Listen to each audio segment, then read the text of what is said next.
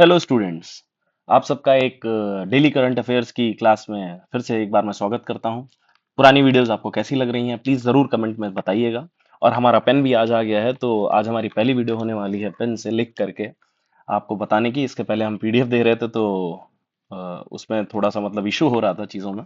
लेकिन आज ट्राई करते हैं एक नई चीज़ पेन के थ्रू। तो हमारी सबसे पहली जो न्यूज़ है वो एम युवा से है। एम युवा यानी कि इसका मतलब है मुख्यमंत्री युवा उद्यमी विकास अभियान। इसमें यूपी सरकार ने एम युवा योजना के तहत युवाओं को मिलने वाले ब्याज जो है उनको मुक्त मतलब ब्याज मुक्त ऋण देने की सीमा को बढ़ाने का संकेत दिया है। इंटरेस्ट फ्री लोन जिसे कहते हैं। तो इसमें लिख लीजिए पहला पॉइंट, इंटरेस्ट फ्री लोन। ठीक है। और इसका उद्देश्य क्या है? जो शिक्षित बेरोजगार युवा हैं उनको अपना छोटा उद्योग या स्टार्टअप शुरू करने के लिए 5 लाख तक का लोन दिया जाएगा। इसका अगला पॉइंट है 5 लाख तक लोन मिलेगा फॉर बेरोजगार स्टूडेंट्स। ठीक है। अब आते हैं हम अगली न्यूज पे अपने। अगली न्यूज है हमारी यूपी का जो पहला ग्लास स्काई वॉक है। ठीक है। यूपी का फर्स्ट ग्लास स्काई वॉक ये चित्रकूट में बना है। ये चित्रकूट ये चित्रकूट में बना है। तुलसीपुर या फिर तुलसी वाटरफॉल जो है वहां पर ये पहला यूपी का ग्लास स्काई वॉक बनाया गया है। इसके बारे में एक बात और हम जान लेते हैं। इसे धनुष बाण के आकार में बनाया गया है। धनुष बाण के भाई आकार में बनाया गया है, बो एंड एरो शेप में। ठीक है। चित्रकूट यूपी का पहला ग्लास स्काई वॉक जो है चित्रकूट यूपी के उसमें तुलसीपुर तुलसी वाटरफॉल्स पे बनाया गया है। ये धनुष बाण के आकार में बनाया गया है। हाँ। अब हम आते हैं अपनी अगली न्यूज पे। ग्रामीण विकास एवं कृषि। ठीक है। इसमें पीएम किसान जो सम्मान निधि है उसकी 19वीं किस्त जो है अपडेट हो गई है। सरकार द्वारा मार्च के अंत तक पीएम किसान सम्मान निधि की 19वीं किस्त जारी करने की तैयारी है। तो तीसरी न्यूज है अपनी पीएम किसान। ठीक है। इसकी 19वीं किस्त, 19th किस्त सरकार जो है जारी करेगी। इस योजना का विवरण ले लेते हैं हम जरा। इसमें किसानों को सालाना 6,000 यानी कि 2,000 की 3 किस्तें सीधे उनके खातों में दी जाती है। यूपी में इस योजना के लाभार्थियों की संख्या पूरे देश में सबसे ऊपर है। ठीक है। तो इसमें अगला पॉइंट लिख लेते हैं हम, 6,000 रुपए, जिसमें से 2,000 रुपए 3 मंथ्स के अंतराल पर किसानों के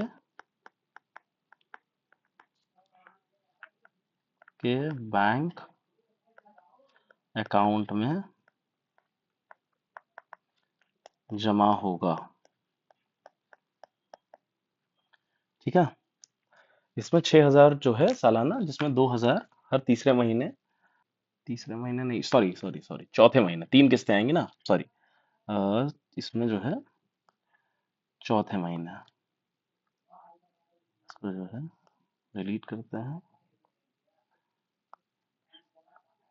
हर चौथे महीने जो है 3 किस्तों में। ठीक है। ये आगे लिख लेते हैं 3 किस्तें। ठीक है। 3 किस्तों में आएगा और इसमें यूपी जो है ये टॉप पर रहा।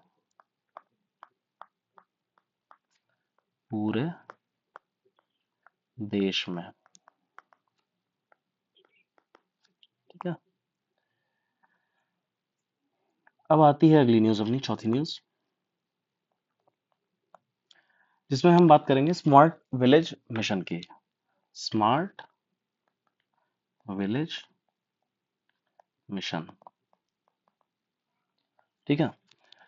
इसमें है यूपी के 100 और गांव को स्मार्ट विलेज के रूप में विकसित करने के लिए बजट आवंटित किया गया है। लिख लेते हैं पहला पॉइंट, 100 विलेजेस को स्मार्ट विलेज बनाने के लिए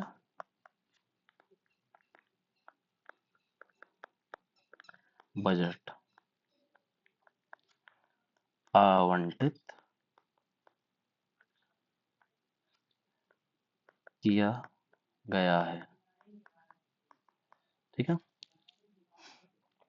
इसमें प्राथमिकता दी जाएगी कि सोलर लाइट, वेस्ट मैनेजमेंट और हाई स्पीड वाईफाई की सुविधा दी जाए। तो इसमें प्राथमिकता जो होगी, सोलर लाइट, वेस्ट मैनेजमेंट और high speed wifi. High speed wifi. ठीक है। अब आते हैं हम अपनी पांचवी न्यूज पर। ठीक है। जिसमें हम बात करेंगे वन नेशन वन इलेक्शन के बारे में। पांचवी न्यूज है आज की, वन नेशन वन इलेक्शन। थोड़ा सा राइटिंग आप लोग प्लीज माइंड मत करिएगा, अभी एकदम नया नया आज ही तो शुरू किया मैंने पिन टैब से पढ़ाना, है ना। तो राष्ट्रीय एवं अंतर्राष्ट्रीय के तहत ये न्यूज आती है, जिसमें वन नेशन वन इलेक्शन के बारे में हम बात करेंगे। इसमें कोविंद पैनल रिपोर्ट इंपॉर्टेंट चीज है। Kovind panel report. ठीक है। रामनाथ कोविंद जो हमारे एक्स प्रेसिडेंट थे,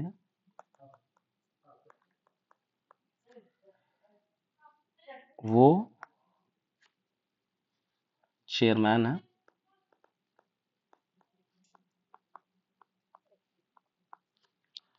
इस पैनल के।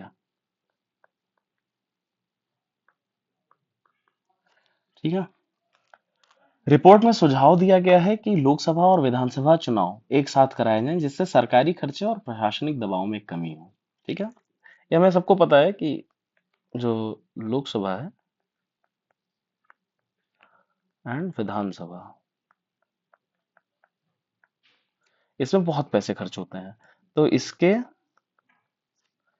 खर्च को कम करने और जो प्रशासन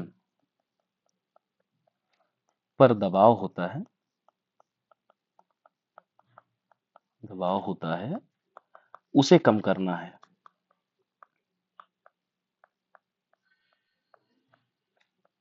ठीक है। आते हैं हम लोग अब अगली न्यूज पर। अपने छठे नंबर की न्यूज है अपनी सिपरी रिपोर्ट की। SIPRI report 2026। इसका फुल फॉर्म जो है Stockholm International Peace Research Institute. इसको लिख लेते हैं पहले। इसका फुल फॉर्म जो है स्टॉकहोम स्टॉकहोम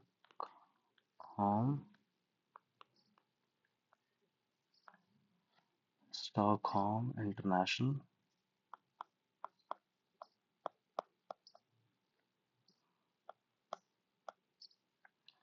बीच बीच में ये छोड़ देता है, इसीलिए जो है अगला शब्द लिख जाता है। पीस, ये देखिए, पीस रिसर्च रिसर्च इंस्टीट्यूट।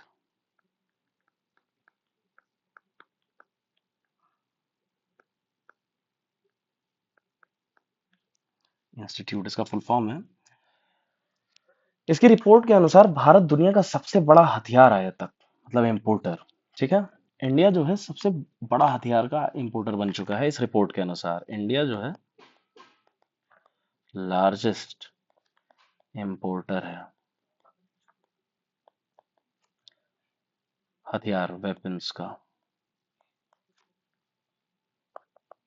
ठीक है। CPI report 2026 Stockholm International Peace Research Institute के हिसाब से इंडिया लार्जेस्ट इंपोर्टर है वेपन्स का। ठीक है। अभी आते हैं हम अपनी अगली इस पे बात पे, जिसमें हम आज का डेट देखेंगे। आज जो 14 मार्च है, 14 मार्च इंटरनेशनल मैथ्स डे, या फिर इसे पाई डे भी कहते हैं, या इसे पाई डे भी कहते हैं। ठीक है। अब हम कुछ बात करेंगे लेखपाल से रिलेटेड, रामबाण, इसको मैं रामबाण कहूंगा स्टैटिक जीके राजस्व विभाग के लिए, जो हमारा राजस्व लेखपाल है उसके लिए। अब पहली बात है कि राजस्व लेखपाल का कार्य क्या होता है। राजस्व लेखपाल का मुख्य कार्य होता है भूमि का लेखा जोखा रखना और राजस्व रिकॉर्ड को अपडेट करना। ठीक है। तो भूमि का लेखा जोखा रखना और राजस्व रिकॉर्ड रखना, मतलब खसरा खतौनी। ठीक है। अब दूसरी बात पे आते हैं हम, कि जो भूमापन यंत्र होता है, जिससे लेखपाल भूमि का नाप करता है, तो उसमें जैसे पुराने जमाने में जमीन नापने के लिए जरीब का प्रयोग होता था। ठीक है। जरीब बहुत इंपॉर्टेंट है भैया, इस सीधे डायरेक्ट पूछ सकता है क्वेश्चन। जरीब। ठीक है भाई, कहाँ चल रहा है, हाथ से भी चल जा रहा है। जरीब। ठीक है। पुराने जमाने का भू मापन यंत्र। ठीक। याद कर लीजिएगा इसको। और इसका एक मानक है कि जरीब की लंबाई जो होती है 132 फीट होती है। 132 फीट इसकी लंबाई होती है, लंबाई। ठीक है। अब आते हैं अपने तीसरे पॉइंट पर। ये मैं सब जो भी लिखा रहा हूँ ये लेखपाल से रिलेटेड है। UP land revenue act, Uttar Pradesh भू राजस्व अधिनियम की धारा 33 के तहत वार्षिक रजिस्टर यानी खतौनी जो होती है वो तैयार की जाती है। खतौनी जो है वो किसके तहत तैयार की जाती है? यूपी लैंड रेवेन्यू एक्ट, उसकी जो धारा 33 है उसके तहत। ठीक है। खतौनी यूपी लैंड रेवेन्यू एक्ट की धारा 33, चलो नीचे लाइन जो खिंच जा रही है वो यूज में आ जा रही है, मार्क हो जा रहा है, इंपॉर्टेंट चीज है ना, के तहत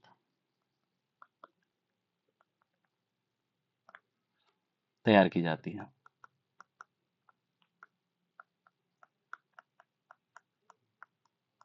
ठीक है। आज का मैं होमवर्क प्रश्न आपसे ये पूछूंगा कि उत्तर प्रदेश का पहला ग्ला, ग्लास स्काई वॉक ब्रिज किस जिले में बनाया गया है? यूपी का first glass sky walk bridge किस जिले में बनाया गया है? आंसर जो है आप कमेंट में बताएंगे,